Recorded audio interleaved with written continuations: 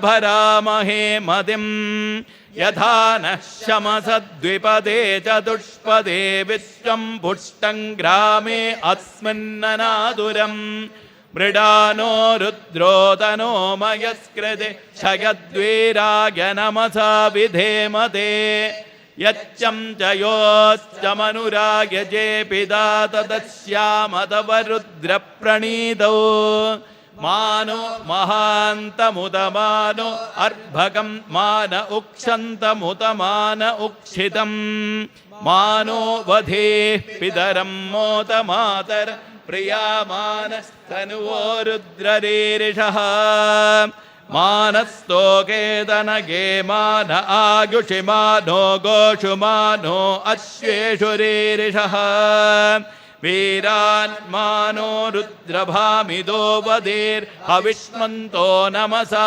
विधेमते आरते गोघ्नमुदपूरुषग्ने क्षयद्वीरायथुं नमस्मेते अस्तु रक्षाजनो अधिजदेव ब्रूह्यथा जन शर्म गच्छद्विपरुहाः स्तुहि श्रुतं कर्तसदं युवानं मृगन्न भीममुपहत्नुमुग्रं मृडाचरिद्रे रुद्रस्तवानो अन्यन्ते अस्मन्निव पन्तुसेनाः परिणो रुद्रस्य हेतर्वृणक्तु परित्वेषस्य दुर्मतिरघायोः अवस्थिरा मगवद्भ्यस्तनुष्वमीड्डस्तोकायतनयायमृडया मीढुष्टमशिवतमशिवो नः सुमना भव परमे वृक्ष आयुधन्निधाय कृत्यं वसानमाचर पिनाकं बिभ्रतागहे विकिरितविलोकित नमस्ते अस्तु भगवः यास्ते सहस्रगुं हेतयोऽन्यमस्मन्निव पन्तुताः सहस्राणि सहस्रदा बाहुवोत्तव हेतयः तासामीशानो भगवः पराचीनामुखाकृते सहस्राणि सहस्रशो ये रुद्रा अधिभूम्या तेषागुं सकस्रयोजने वदन्वानि तन्मसे अस्मिन्महत्यर्णवेऽन्तरिक्षे भवा अधे नीलग्रीवाशितिकण्ठा शर्वा अधः क्षमाचराः नीलग्रीवाशितिकण्ठादिवगुं रुद्रा उपश्रिताः ये वृक्षेषु तस्मिञ्जरा नीलग्रीवा विलोहिताः ये भूतानामधिपतयो विचिकासक्कपर्दिनः ये अन्नेषु विविध्यन्ति पात्रेषु पिबतो जनान् ये पथां पदिरक्षय ऐलभृदायव्युतः ये तीर्थाणि प्रचरन्ति सृगावन्तो निषङ्गिणः य एतावन्तस्य भूयागुंसस्य दिशो रुद्रावितस्थिरे तेषागुं सहस्रयोजने वदन्वानि तन्मसे नमो रुद्रेभ्यो ये पृथिव्यां ये अन्तरिक्षे ये दिव्येषावन् वातो वरुषमिषवस्तेभ्यो दश प्राचेर्दश दक्षिणादश प्रतीचेर्दशोदेचेर्दशोर्ध्वास्तेभ्यो नमस्ते नो मृडयन्तु ते निष्मो यच्च नोद्वेष्टितं भोजं भेदधामि त्र्यम्बकं यजामहे सुगन्धिं पुष्टिवर्धनम् उर्वारुकमिव बन्धनान् मृत्योर्मुक्षीयमामृतात् यो रुद्रो अग्नव्यो अप्सु य ओषधीषु यो रुद्रो विश्वा भुवना बिभेष तस्मै रुद्राय नमो अस्तु एते सहस्रमयुतं पाचा मृत्यो मर्त्याय हन्तवे तान् यज्ञस्य मायया सर्वानवयजामहे मृत्यवे स्वाहा मृत्यवे स्वाहा प्राणानां ग्रन्थिरसि रुद्रो मा विशान्तकः तेनान्येनाप्यायस्व नमो रुद्राय विष्णवे मृत्युर्मे पाहि तमुष्टुहि यत्सुषुत्सु धन्वायो विश्वस्य क्षयति भेषजस्य यक्ष्वामहेसो मनसा यरुद्ध नमोभिर्देवमसुरन्दुवस्य अयं मे हस्तो भगवान् अयं मे भगवत्तरः अयं मे विश्वभेषजोऽयं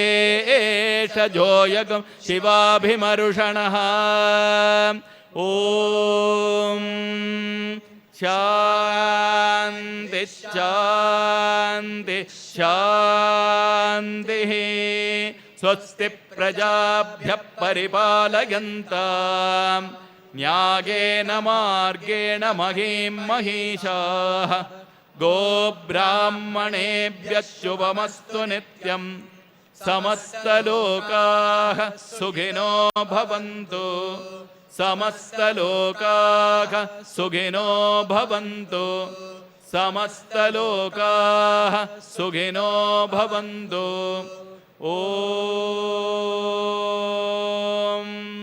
शान्ति शान्ति शान्तिः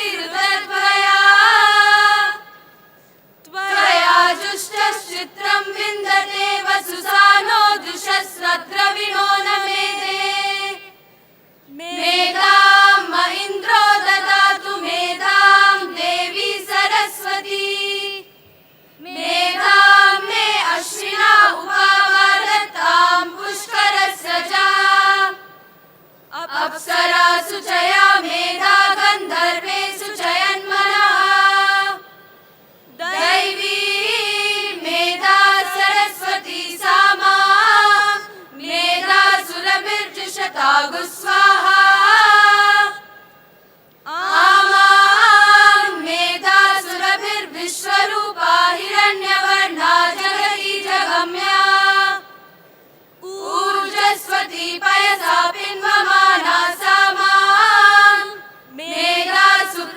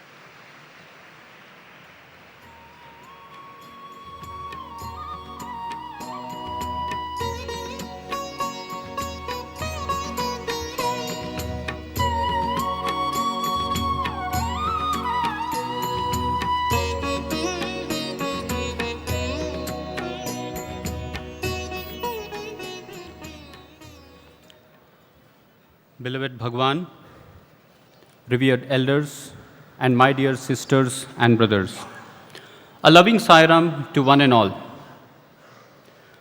As we sit through these lectures and attend the workshops and follow various panel discussions, I cannot help but recollect a story that I once came across.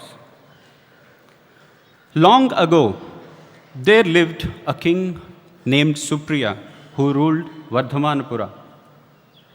The king happened to contract leprosy, and in spite of the royal doctor's best efforts, the king could not be cured. Having exhausted all the means at his disposal, the king then turned to the renowned sage Vaishampayana. Vaishampayana arranged for a homa at the palace. Every day, a ritualistic sacrifice would be performed, and the king would receive the benediction in the form of sacred rice and holy water. This went on for several weeks. The king had expected instant results, but upon seeing this procedure go on day after day with no apparent outcome, he asked the sage to shift the venue to his hermitage and send only the prasadam to the palace. From then on, every day, one of Vaishampayana's disciples would do the daily homa and carry the prasadam to the palace. A year thus passed, but the king still saw no signs of a cure. Finally, the day arrived when Vaishampayana nominated his disciple Yagnavalkya to carry out the ritual for the day. Yagnavalkya was no ordinary disciple. He was an expert in portions of the Yajur and the Atharvana Vedas.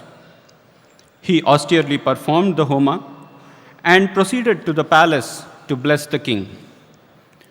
The king, by this point of time, had become impatient as no benefit seemed to come out of this whole exercise and ignored Yagnavalkya's arrival at the palace. Noticing this impertinence, Yagnavalkya declared that he will ask the king only thrice, and if the king still does not accept the prasadam, he would leave. The king, misled by the ordinary outward appearance of this young ascetic, ridiculed the efficacy of this whole procedure and paid no heed to his words. Yagnavalkya, seeing this arrogance, went straight to the king's horse stables, dutifully recited the mantra, and sprinkled the sacred akshatas and the holy water on the dead wooden logs there and returned to the hermitage. As soon as he did this, the dry and moth-infested pillars of the stable transformed into beautiful trees, fragrant flowers, and ripe fruits emanated from them. A repentant and dumbstruck king only observed this as he had wasted a nectarine opportunity. Modern society, too, is plagued by several evils. In Bhagwan's own words, Paschatya Vidyala Prabhava Madiyemo Samskruta Maduganti Sannagille. It is the impact of the Western education that our culture has touched its lowest point today. Paschatya Vidyala Pramukhyat Adiyemo Parinaya Dharmamulu Vamulaye. The sacred vows of marriage are being neglected today. Paschatya Vidyala Prabhava Madiyemo Arya Dharmamulella Aripoye. The age-old traditions of Bharat are on a decline today. Paschatya Vidyala Pramukhyat Adiyemo Vesha Bhasha Landu Mozu Heche. The infatuation with external appearance and fancy accents is on the rise today. Talli Bhashanu Matlada Tappu Doche. Speaking in one's own mother tongue is considered demeaning today. Sangha Maryada Patimpa Janku Putte. There is a lot of hesitation to follow the established societal norms today. Dharma mannadi bodhimpa tappai poye. To impart dharma is considered a folly today. Ittu lainadi bharata jati nedu. Such is the plight of Bharatiyas today. The current generation, which is the nation's tomorrow, are disconnected with our own culture. With a moral compass so confused, how can we young men and women achieve the great things that are worthy of the Bharatiya youth? And in these turbulent times, who would shoulder the responsibility of exposing the youth to our wonderful culture and inspiring them a national character? It is for this reason that Bhagwan, like the sage of the story, has been showering on us the prasadam of his divine knowledge untiringly for several decades, be it his own divine discourses or the eminent speakers that he handpicks to address various fora like the summer course. And this evening too, Bhagwan, in his immense love and compassion, has chosen yet another eminent instrument to enlighten us on this very theme. The speaker for this evening session is Sri Sanjay Sahani, Associate Professor, Department of Management and Commerce, Brindavan Campus. Sri Sanjay Sahani is an alumnus of the Sri Sathya Sai Institute of Higher Learning, belonging to the first batch of the 5-year integrated commerce program from 1982 to 87. He won the gold medals for academic excellence in both BCom and MCom programs. Subsequently, Bhagwan blessed him to join as a faculty member of the Department of Commerce. Sri Sahani was then blessed to be the warden of the senior students' hostel at Prashanti Nilayam. In 1993, he moved to the Brindavan campus to teach at the Department of Commerce there. In 2002, Swami blessed him to assume further responsibilities as the director of the Brindavan campus, a position he holds till date. Sri Sanjay Sahani is a brilliant, inspiring teacher and an expert orator. He has traveled across the world and delivered several talks about Bhagwan and his message.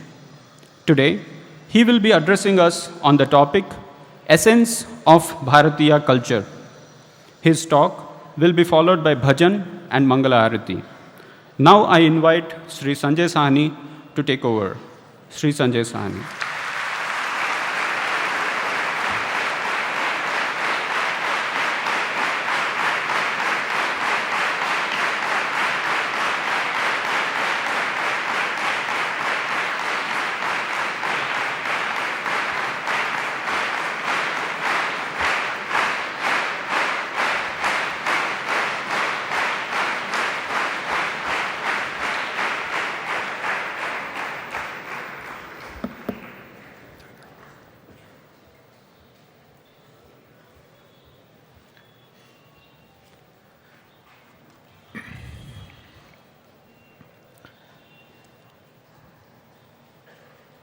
I offer my loving obeisances at the lotus feet of our beloved Bhagwan.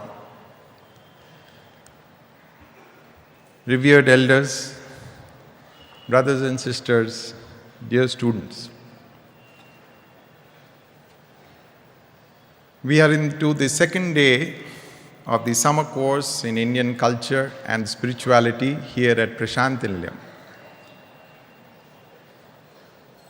This is an occasion for all students and staff of Bhagwan's educational institutions to gather at Bhagwan's lotus feet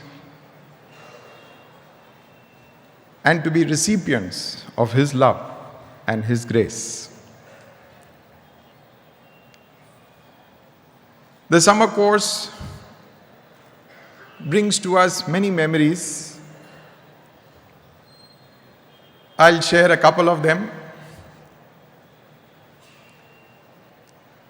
My first darshan of Bhagwan was in the year 1978. I was a student of the 8th standard at that time.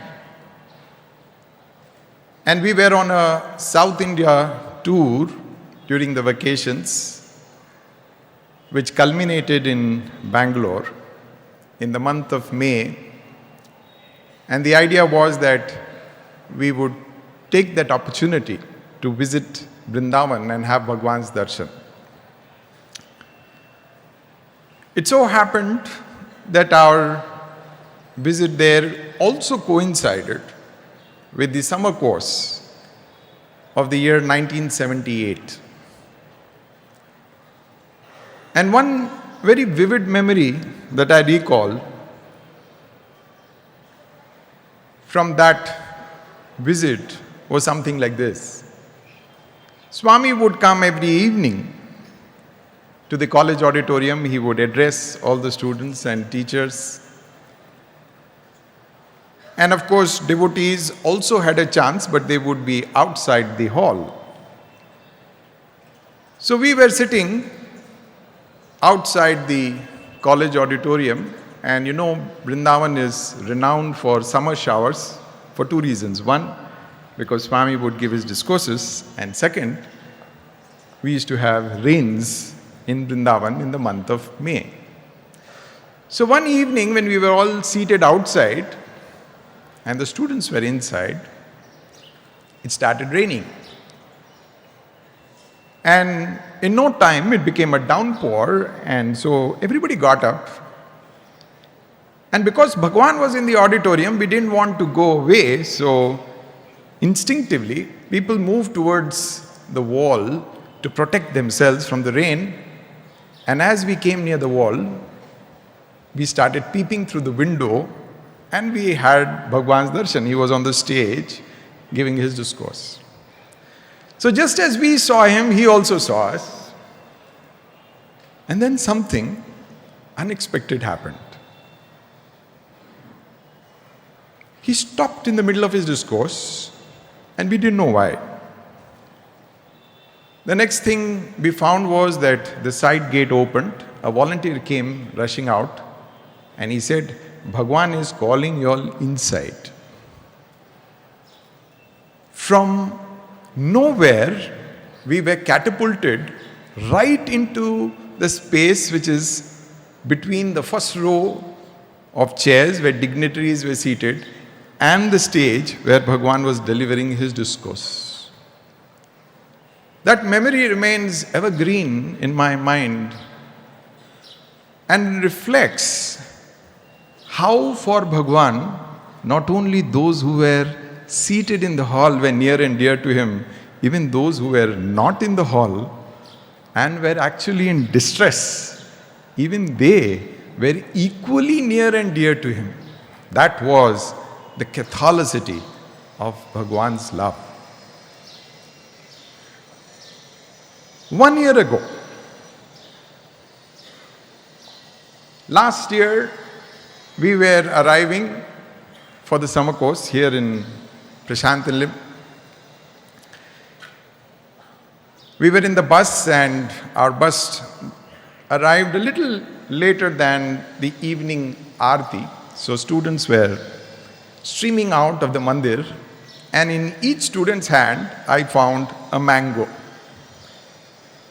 Seeing the mango, I thought to myself, if only we had come 10 minutes earlier, we would have also got the mango prasadam. Because the mango prasadam was very special for us. The first mango of the season we would get from Swami's hands. Second, every summer course, lunch and dinner, we would get mango. So mango, Swami, summer course and us had a very intimate connection. So seeing the mango, I was thinking to myself, if only 10 minutes earlier I had come, we could have got the mango prasadam. So I reached my room, I kept my luggage there. I came to the mandir, took namaskar, and then went to the North Indian canteen to have dinner. So I took whatever items I wanted. and then went to take buttermilk, which is usually kept on a separate table. And to my utter amazement, I found there was no buttermilk that day. Instead of buttermilk, there was mango juice. Ever since North Indian Canteen started operations in Prashantalam, I have been having food there. Never, ever, even once in their menu, we had mango juice. On that evening, there was mango juice. I thought Bhagwan telling me, see, you were thinking of mango. I've kept mango juice for you. Don't miss it. That is the love of Bhagwan that we have seen, we have experienced. And therefore, summer course, as I said, brings to our mind very fond memories. The subject I thought I will speak on this evening is the essence of Bharatiya culture. And to begin with, I thought I'll share some thoughts on who is a Bharatiya and what it is to be a Bharatiya. A reference to how Bhagwan has interpreted this name was made in the morning. Bharat is made up of two words, Bha and Rati. Bha stands for Bhagavan. And Rati means one who is in love with something. So Bharat is a land of people who are in love with God. And therefore, in that sense, Bharat is not a geographic entity. Bharat is a feeling of God-centeredness in life. When we were students, I used to often hear Bhagwan pun on many words. And one word which he would pun on was the word communist. If you look at the history of 20th century of the world, one of the biggest concerns of leaders in different parts of the world was the wave of communism that was sweeping country after country. And in such a scenario, when people would express their concern about communists to Bhagwan, Swami said, "Communist, come you next," he would say. And I would always wonder, what do you mean, come you next? For us, USSR was a country which was spreading its influence all over. And Swami said, communist means come you next. Till one day, out of the blue, and I'm sure that it was divine will, this country broke up, and for the first time, the people of Russia were able to spontaneously express their feelings for God. I still recall it was a Shivratri evening. Bhagwan was seated here. We were sitting next to him. And in the course of his talk, he said, at this juncture, how many devotees have come from Russia for my darshan here? Even now they are all seated here. And the moment, there are thousands seated here. But Swami selected this group, and in response, spontaneously, all the devotees from Russia, both gents side and ladies side, took their kerchiefs and started waving at Swami. It was such a wonderful sight. The chandelier light is on, and with whatever, all multicolored kerchiefs, they were waving at Bhagwan. And then I realized what Swami meant. Communist, come you next. In a materialistic world, we have still people who say, does God exist? The greatest proof that God does exist is the avatar. The avatar comes not for pradarshan, but for nidarshan. He comes not to exhibit. There is nothing which he cannot do. The whole cosmos runs according to his will. Whatever we are, whether we accept him or not, whatever we are, whatever we do, is because of that will of God. I remember one of our professors once shared this with all of us in Trai Vrindavan in the presence of Bhagwan. Swami had called some students for an interview, and he picked up one student and he said, "You stand up." So he stood up. "Raise your right hand." So he raised his right hand. "Put it down." "Raise your left hand."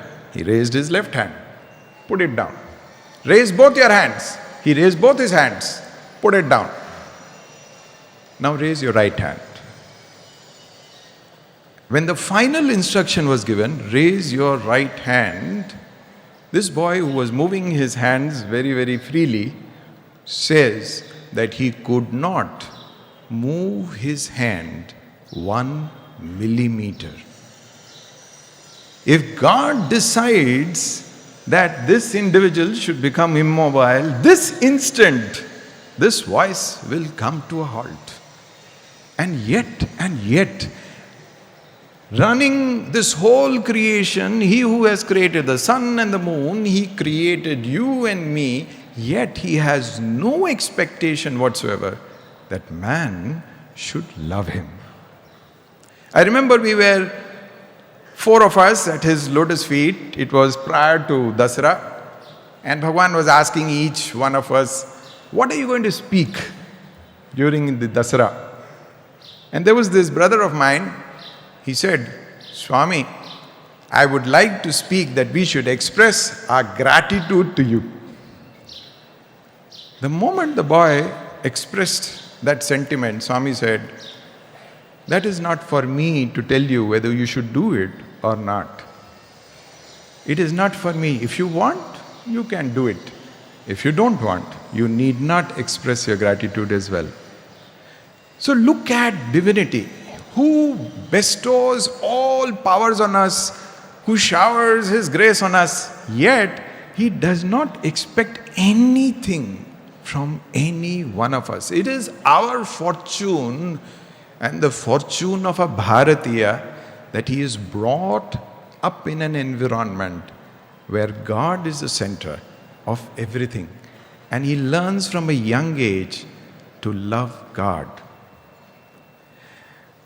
I am reminded of this episode which I shared in this very hall more than 2 decades ago. It was Ram Navami festival which was nearing, and I was sitting at Bhagwan's lotus feet. So he told me, "This Ram Navami you must speak." We were all alone, so I took that opportunity to ask Bhagwan, "Swami, what you want me to speak?" So he thought for a few seconds. He said, "Speak about the importance of darshan." So I racked and ransacked all Sai literature. What has Swami spoken about darshan? And I came across these beautiful lines of his: "Darshanam papanashanam, sparshanam karma vimochanam, sambhashanam sankatanashanam." So these 3 lines were the content of my talk that evening. So in the course of explaining the significance of darshan, I took up this Chinna Katha of Swami from the Ramayana. Surpanaka has been humiliated by Lakshmana. She goes and complains to Kara and Dushana. They come in 14,000 strength, and all of them are decimated. So finally she goes to Ravana's court and complains, "Look, brother, this is what Rama and Lakshmana have done to me. Her nose is bleeding, her ears are cut." Ravana says, "Sister, don't worry, I am going to avenge the insult which has been meted out to my sister." But he said, "I have a curiosity, you must redress my curiosity." He says, "How is it that they could do this to you. You know, to cut the nose, to cut both the ears, at least 3 shots would have been required. You are a powerful demoness in your own right. How come they could do this to you and you didn't react? You could have made yourself invisible. So many things could have been done by you. How come you did not react to them? So Surpanaka, this is what she tells Ravana, you have not seen Sri Rama. The most enchanting form that you can ever see with your eyes, that is Sri Rama. When I was beholding the beautiful form of Sri Rama, I lost body consciousness. I had no sense of my own body. When my body was in that condition, they did all this to me. Imagine, in Treta Yuga, this was what the demons felt about the Lord when He incarnated. In Kali Yuga, if people were seeing the Lord and yet felt that nothing they felt, nothing they experienced, are we to assume that the humans in Kali Yuga have degraded below the level of the demons of Treta Yuga? This is a thought which we need to ponder about. When Jesus resurrected from the cross, He gave darshan to a few disciples. Thomas was not there. So Thomas says, I don't believe that you have seen Lord Jesus. A few days later, Jesus manifested in the presence of Thomas with some other brother disciples. Even in that situation, Thomas asks Jesus, Master, will you permit me to come and touch your wounds? He wanted to see, the wounds were there showing on Jesus' body. He wanted to touch his wounds and see whether it was real or it was a mirage. And the Master said, you are permitted, Thomas, you can do what you like. So Thomas comes close and puts his fingers on the wounds which had been made on his flesh by the spears of the soldiers. And he found that Jesus was in flesh and blood. And then Thomas made that statement, Master, I believe, Master, I believe. And this is what Jesus told Thomas, Thomas, blessed are you who have seen and believed. But even more blessed are those who have not seen and yet believed. The chance when Avatar walks on earth is an opportunity for every soul which is there on earth to come to the lotus feet, to see the Lord, to test Him in whichever way He wants to test His concept of God, whether it is being in compliance with the avatar of the age. But once we accept Him, then to doubt is not the way of the path of love. So when we say Bharatiyas are those who love God, their love for God is always constant, not dependent on what God can do for me or did not do for me.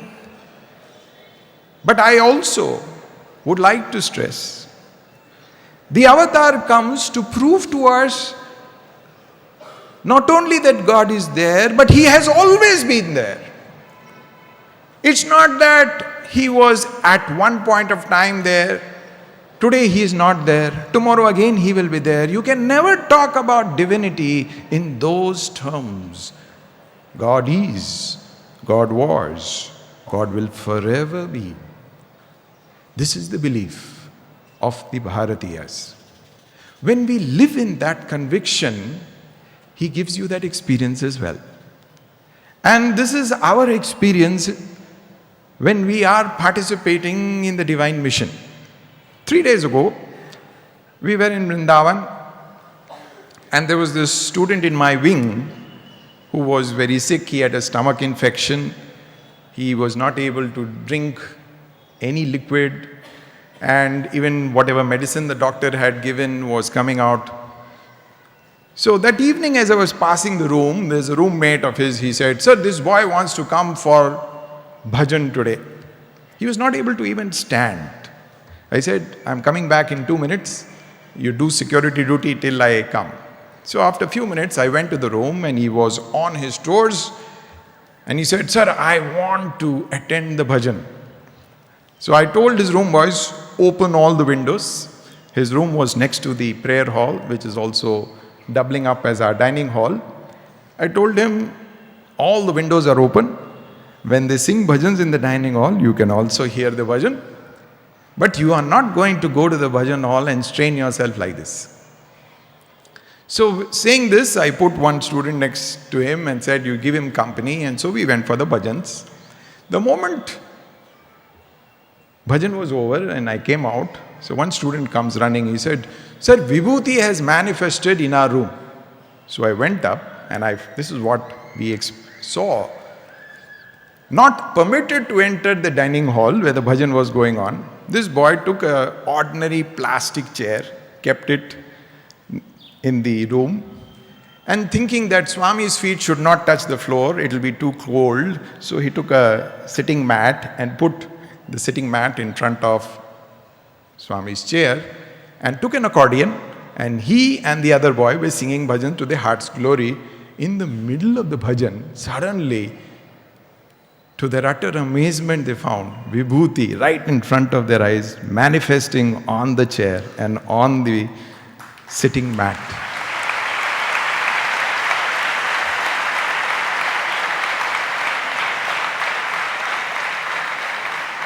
When you live with the feeling that God is always there with you, He has got amazing ways to connect with us. I've shared with many groups of students. One of the teachers said, "You must share it in Kulwant Hall also," so I will share it in this audience as well. It was 23rd of November. We were seated there where the teachers normally sit. And those of us who were here last November 23rd, you know what jam-packed the Kulwant Hall was. So sitting there, I thought to myself, "Swami, we have come here for your birthday, but where is our birthday boy?" Birthday boy is not to be seen. A flash of a thought, and I forgot about it. The governor of Karnataka spoke to us, and I was highly enthused by the thoughts he shared. We had a meeting in the college after we were to finish here, and I was particular that I should do namaskar because it's Swami's birthday, and then only I should go for the meeting. So a lot of dignitaries were there. It took quite a bit of time. It was 11 o'clock. And then I took namaskar and I was walking. So as I was walking out, I had Swami's prasadam in my hand, the birthday prasadam. So I thought to myself, usually I have been avoiding sweets of late, so I thought I must give it to somebody. So I found this student of ours and I put it in his hand. "Hey, take this prasadam." So I went off to the meeting, and it was a very busy day. Afternoon also we had some function in the college, and then in the night I met this student. He said, "Sir, I want to tell you something." And then he told his part of the story. So when I gave him the prasadam, if you recall, it was motichur laddu, which was the prasadam that day. And this boy did not tell me, could not tell me that he loves sweets, but he does not like that sweet. So he was wondering what to do with that sweet, and a lot of students had distributed prasadam. So there is this gentleman who comes and says, "Can you get me prasadam? I did not get prasadam." Thinking that this boy will go inside, he knows where the prasadam is kept, he will get for him. Already this boy is having the prasadam in his hand, and he took that prasadam and put it in the palms of that gentleman. The next thing that he found, the man smiled. Now it is that pillar. Imagine the scene. There is a pillar, and there is this man, and there is this boy. And they are conversing with each other, and he puts that laddu in his hand, and the man smiled. And the next thing that happens, right in front of his eyes, the man dematerialized into thin air. Dematerialized into thin air. So evening when that boy met me, he said, he was fear-stricken. He said, "Sir, I have seen a ghost today." This was the mental state in which he was. And I said, "My dear, in the whole of Prashanti Nilayam, there is only one person who has the capacity and the willingness to play such pranks with us. His name is Bhagavan Sri Sathya Sai Baba."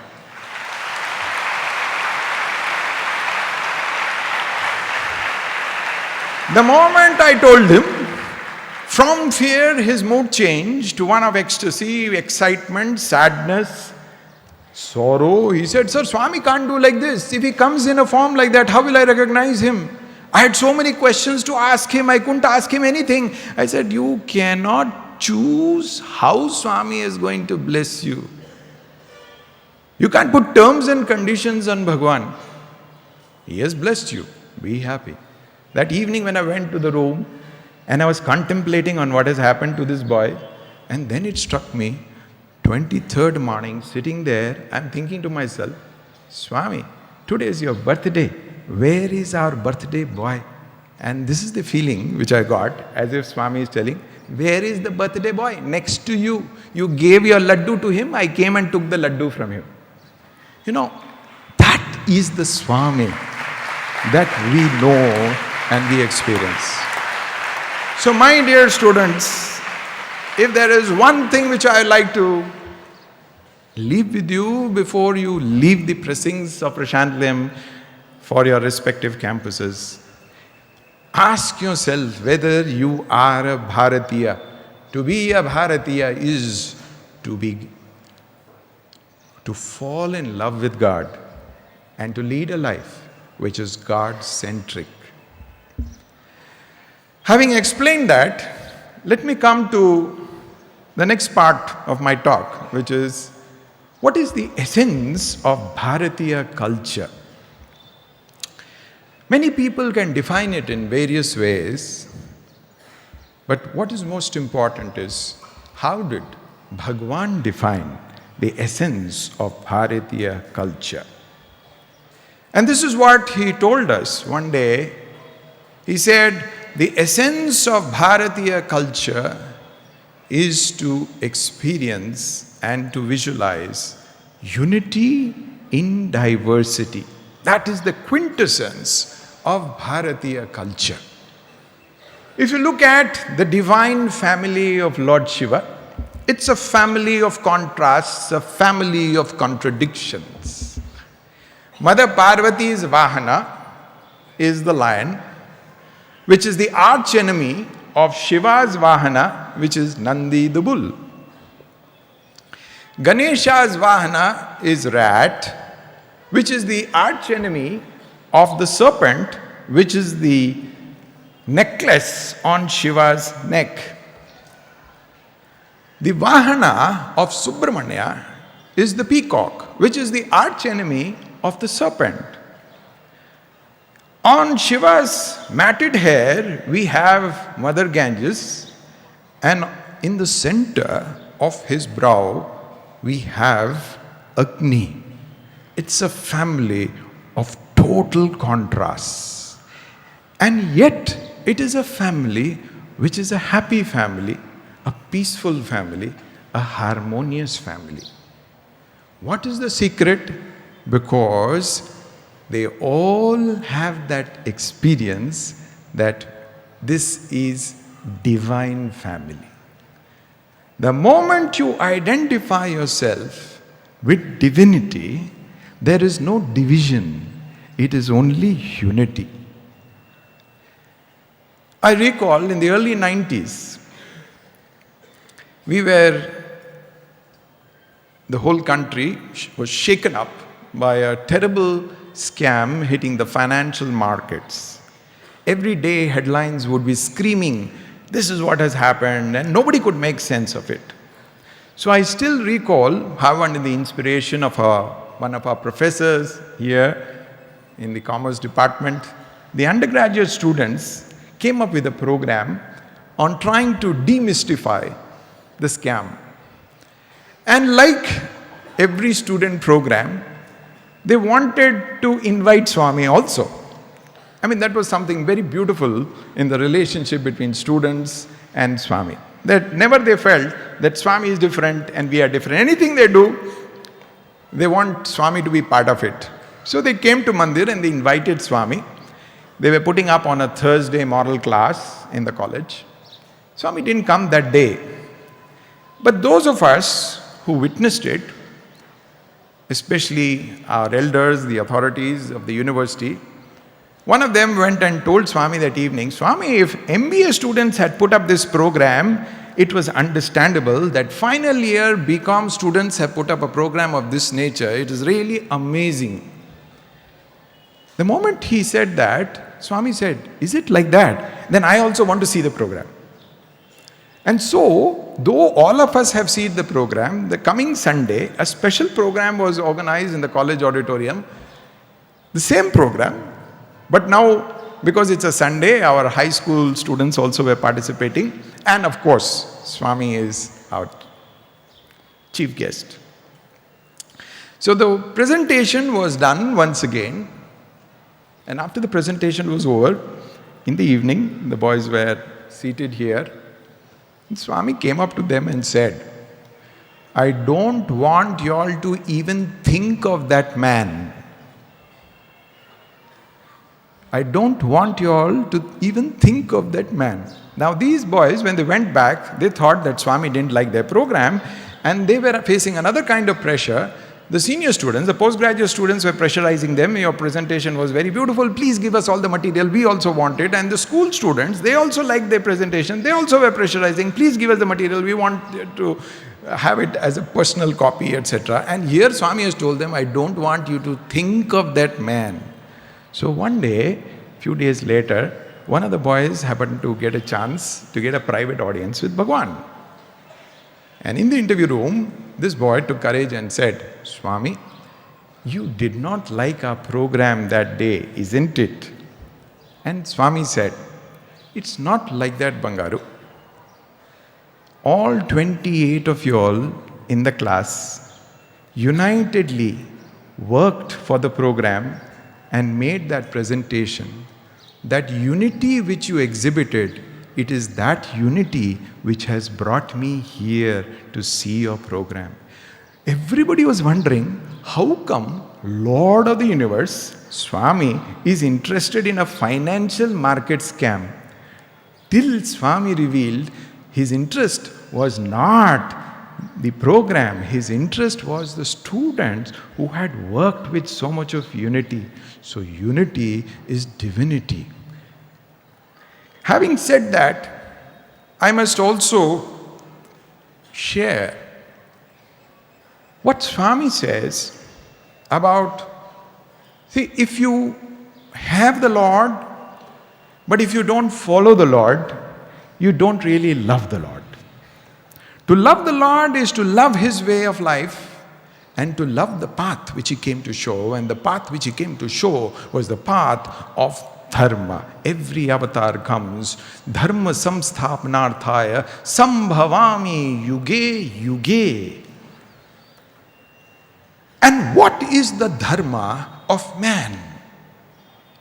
What is the dharma of fire? If fire were not to burn, it cannot be fire. If salt were not saltish, it cannot be salt. If sugar were to lose its sweetness, it cannot be sugar. It is their dharma. So in the same way, what is it which is unique to man, which if he complies with, and then alone he is man, otherwise he is not a human being.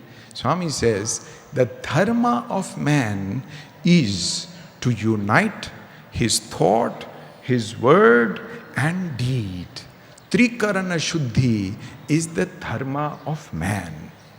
If you have that Trikarana Shuddhi, you are on the path of dharma.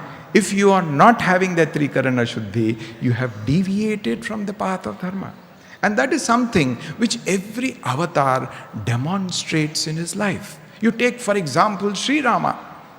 Sri Rama was about to be married, and the Purohit is chanting so many mantras, and there comes this particular stage in the marriage proceedings where Rama is being asked to repeat after the Purohit, dharme cha, arthe cha, kame cha, in all these three things we shall be together. This is the vow which you have to take. At that critical juncture, Sri Rama went silent. The Purohit requesting, my dear, this is part of the marriage proceedings, you have to chant this. Rama is not willing to chant. And Swami explained, why he did not chant? He knew that one day, being the prince of the land, he may become the king.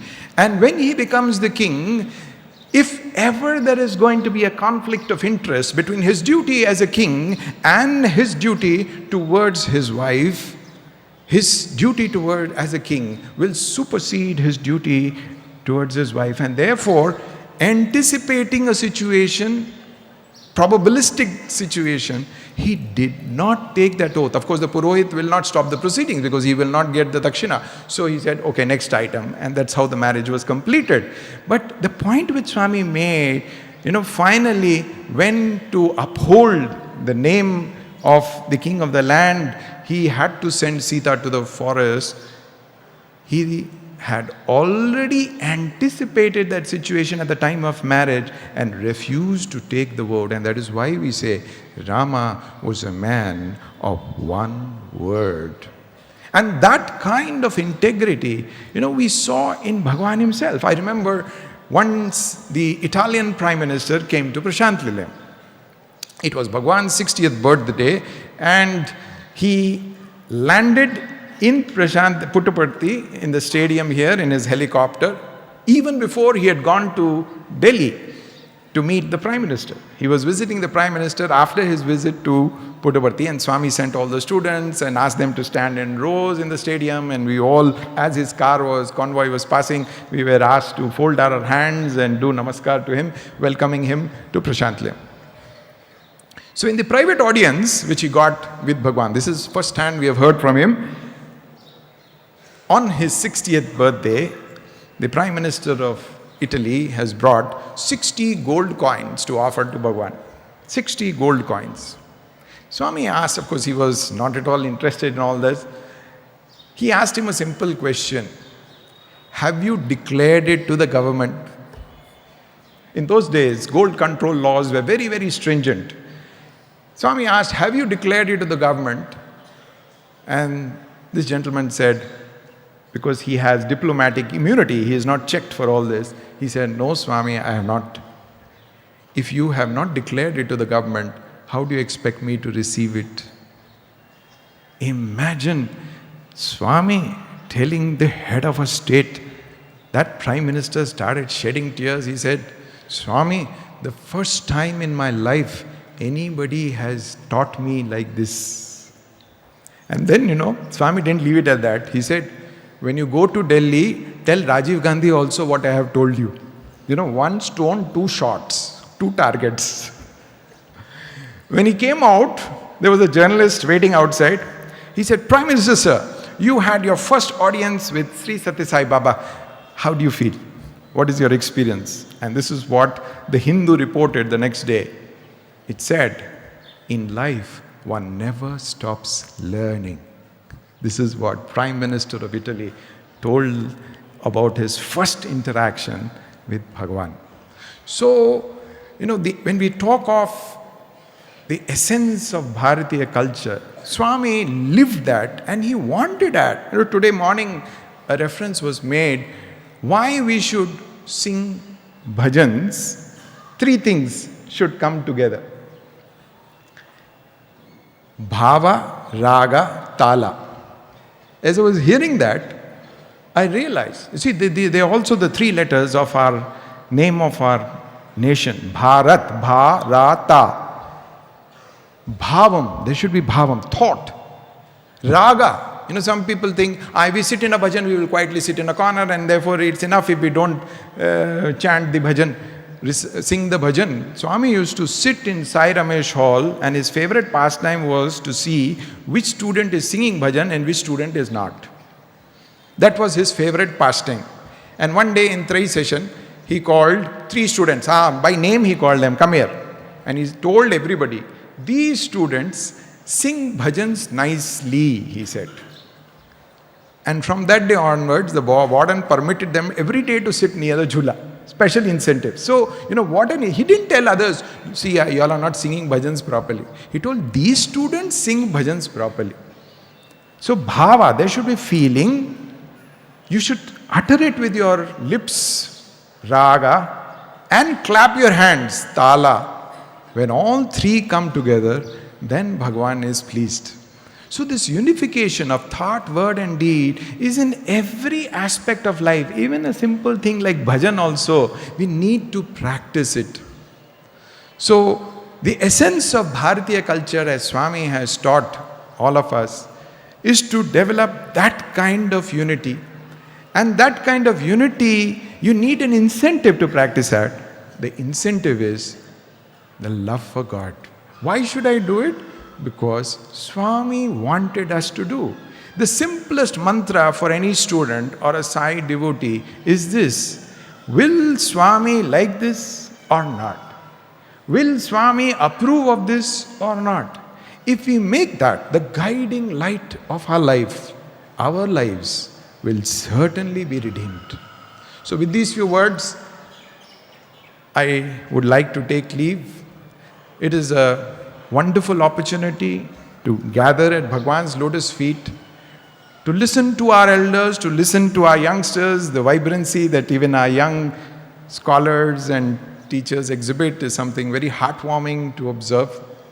But one thing which is most delightful is to sit at his lotus feet and to enjoy the Sai Sannidhyam. Years ago, and maybe I'll close with this, in a message to the students' spiritual study circle that we used to have at Prashantilayam, we were praying, the coordinators prayed to Bhagwan, Swami, please give us a message. We are starting this study circle for the new academic year. Swami said, for my students, the 2 I's are, number 1, Swami, 2, the spiritual atmosphere that pervades this place.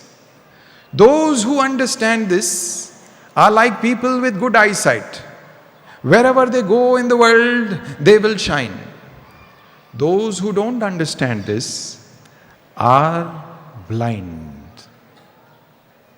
Seshasai means one who rests on Shesha the serpent.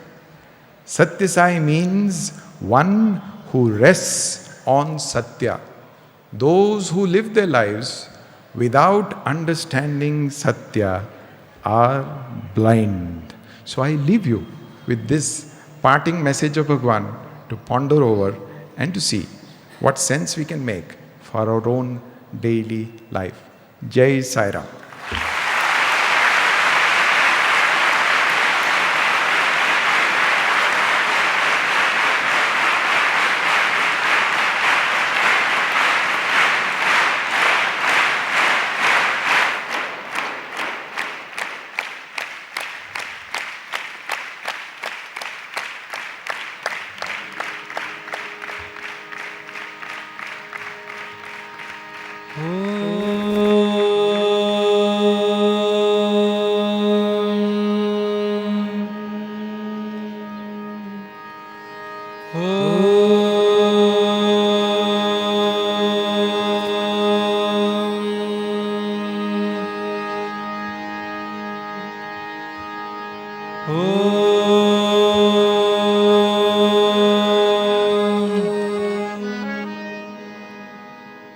Gauri Nandana Bala Gajanana Gauri Nandana Bala Gajanana Gauri Nandana Bala Gajanana Gauri Nandana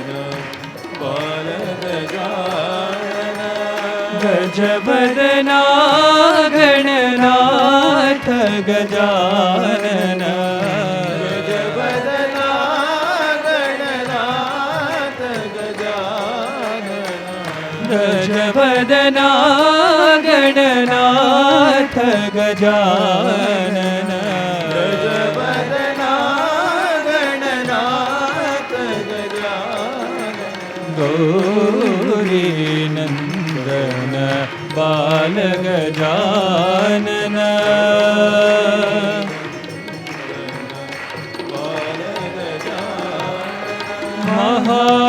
महागणपते पाहि गजानन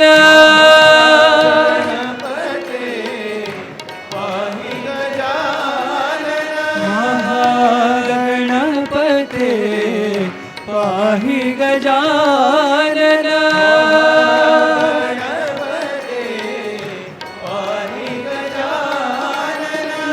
गजानना साई गजानना गजानना साई गजानना गजानना साई गजानना गजानना साई गजानना गौरी नंदन बाल गजानन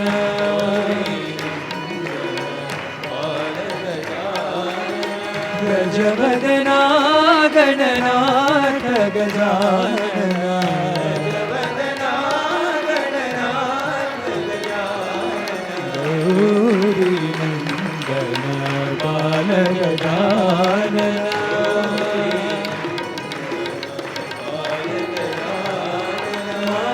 गणपते पाहि गजानन गणपते पाहि गजानन गजानना साई गजानना गजानना साई गजानना गजानना साई गजानना गजानना साई गजानना गौरी नंदन बाल गजानन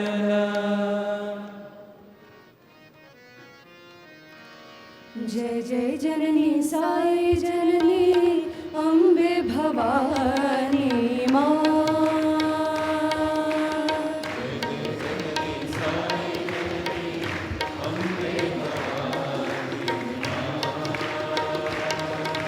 जय जय जननी साई जननी अम्बे भवानी माँ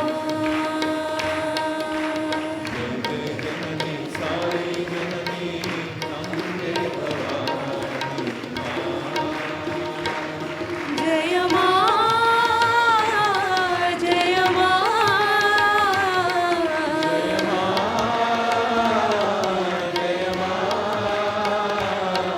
जय माँ जय माँ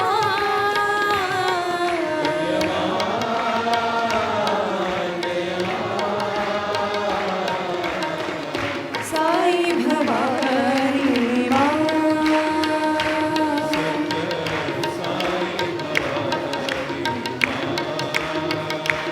सत्य साई भवानी माँ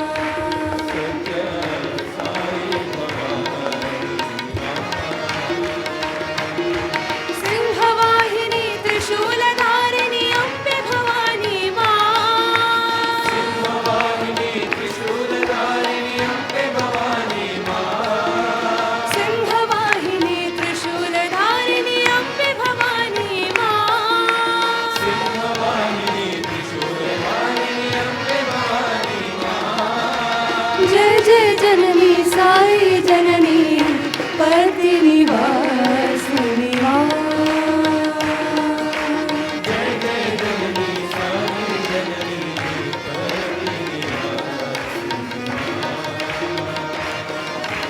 जय जय जननी साई जननी पति निवासिनी माँ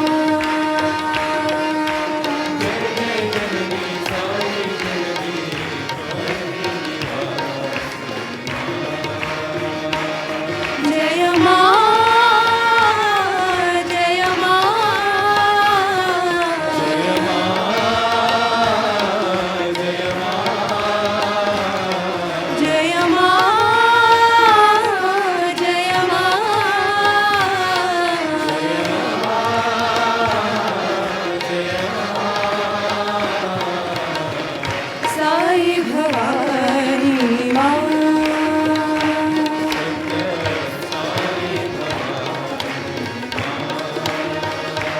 सत्य साई भवानी माँ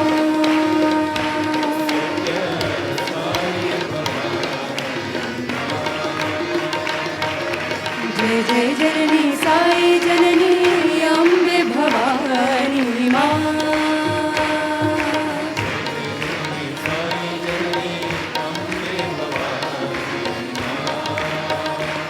जय माँ जय माँ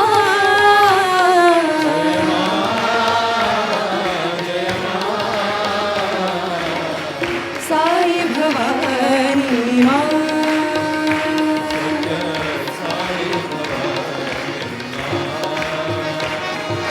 सिंहवाहिनी त्रिशूलधारिणी अम्बे भवानी माँ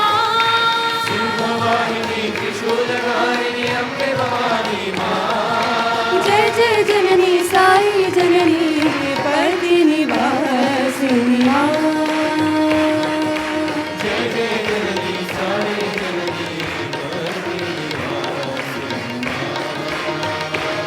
जय माँ जय माँ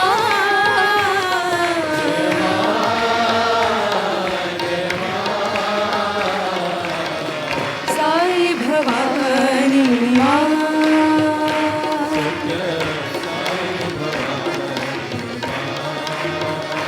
सत्य साई भवानी माँ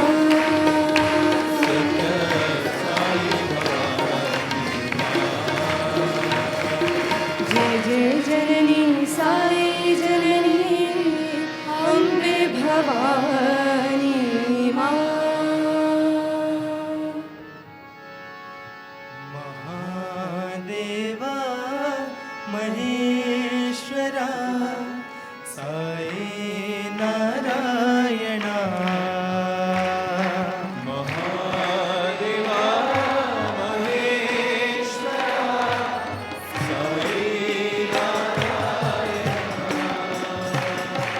महादेवा महेश्वरा साई नारायणा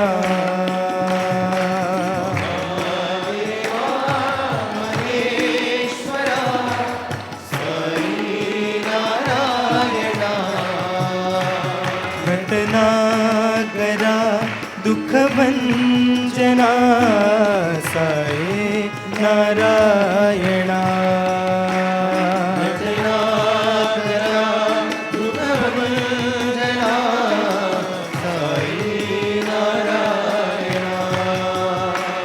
घटना करा दुःख भंजना साई नारायणा घटना करा दुःख भंजना साई नारायणा करुणा करा अखिलेश्वरा साई नारायणा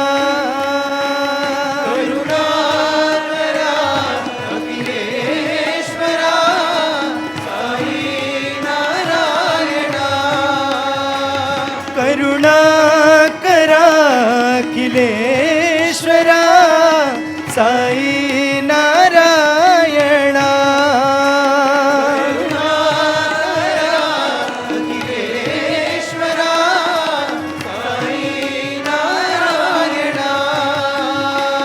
अल्लाह तुम महावीर यीशु साई नारायणा अल्लाह तुम महावीर यीशु साई नारायणा अल्लाह तुम महावीर यीशु साई नारायणा अल्लाह तुम महावीर यीशु साई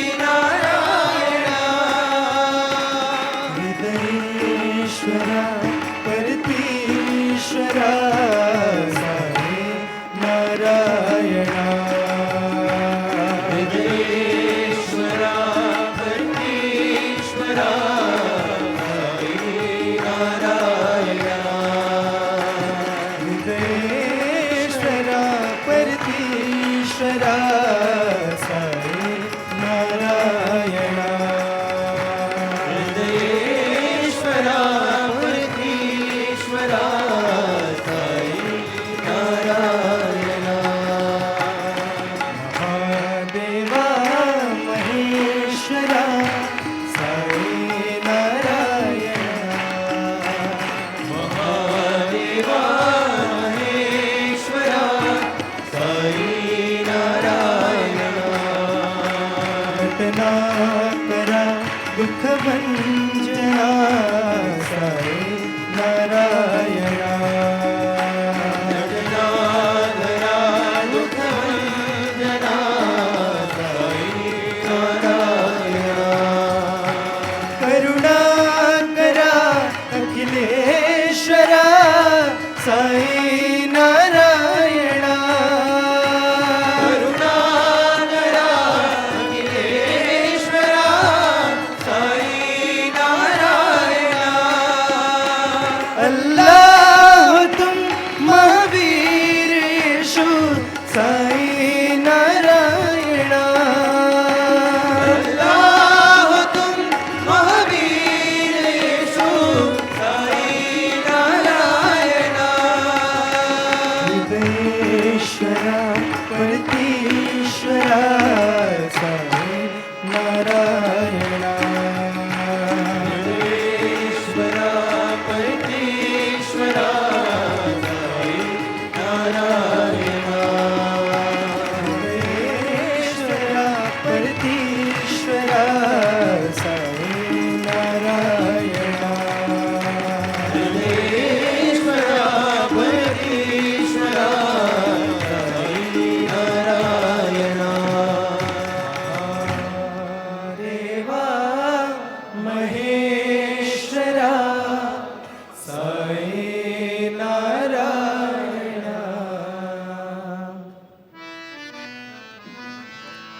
कृष्ण राम गोविन्द गोकुलनन्दन गोपाला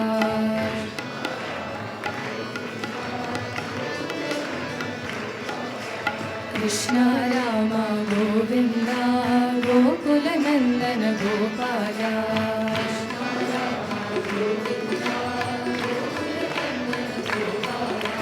राम कृष्ण गोविन्द जय वृन्दावन गोपाला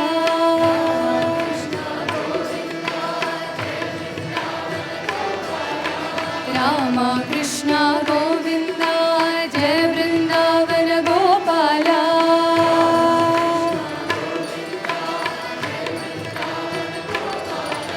साई कृष्ण गोविन्द वर्तिपुरीश्वर गोपाला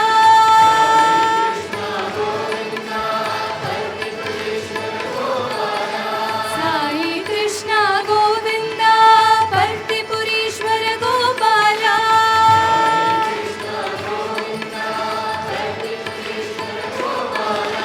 गोपाला साई गोपाला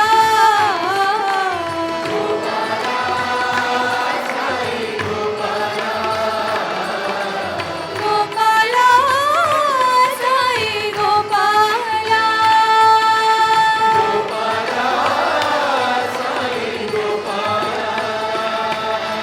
गोपी मनोहर गोकुल बाला साई मुरारी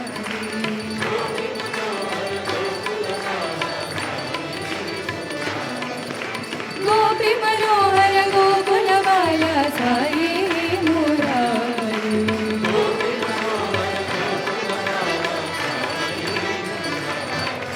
कृष्ण राम गोविन्द गोकुलनन्दन गोपाला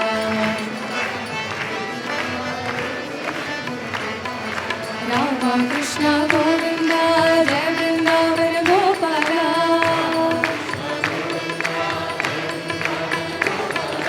साई कृष्ण गोविन्द वर्तिपुरीश्वर गोपाला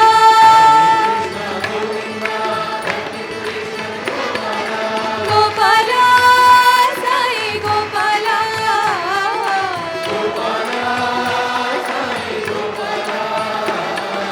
गोपी मनोहर गोकुल बाला साई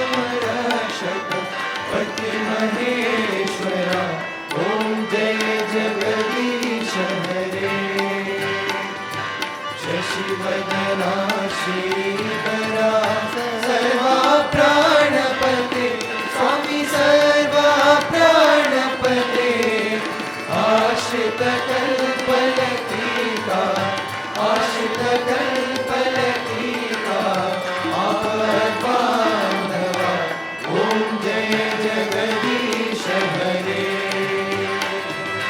मातपिता गुरुदैवं मर्यन्तयो नीवे स्वामी मर्यन्तयो नीवे नाद ब्रह्म जगन्नाथा नाद ब्रह्म जगन्नाथा हरेन्द्राशयना ॐ जय जगदीश हरे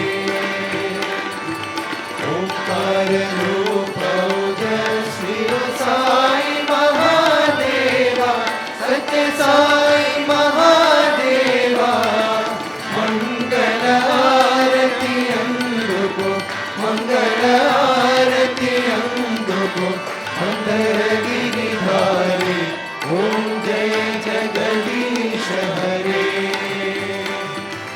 नारायण नारायण ओम सत्य नारायण नारायण नारायण ओम नारायण नारायण ओम सत्य नारायण नारायण ओम सत्य नारायण नारायण ओम जय सद्गुरुदेवा नारायण नारायण ओम सत्य नारायण नारायण नारायण ओम नारायण नारायण ओम सत्य नारायण नारायण ओम सत्य नारायण नारायण ओम जय सद्गुरुदेवा नारायण नारायण ओम सत्य नारायण नारायण नारायण ओम नारायण नारायण ओम सत्य नारायण नारायण ओम सत्य नारायण नारायण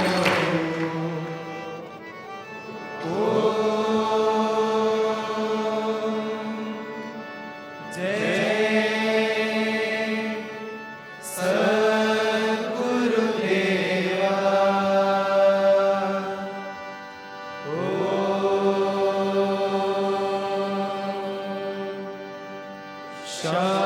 शांति शांति शांति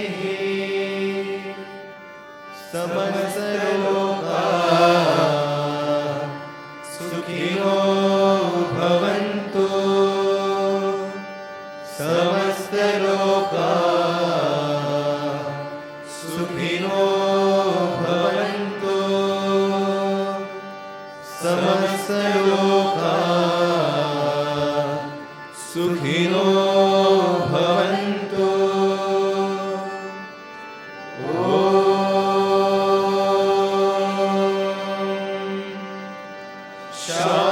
शांति शांति शांति जय